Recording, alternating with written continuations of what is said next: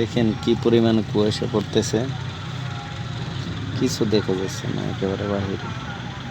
এই এই যে অল্প একটু দূরত্ব দেখা যাচ্ছে, কত 15 থেকে 20 ফুট দূরে। এই যে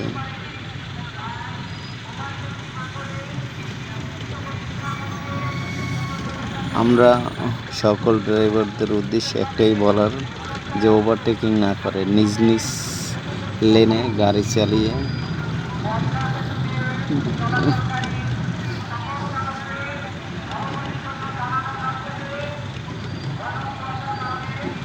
ঘন কুয়াশার কারণে পদ্মা সেতু দিয়ে যারাই গাড়ি চালাবেন সাবধানে গাড়ি চালিয়ে আসবেন, সতর্কতার সাথে অনুরোধ করা হলো।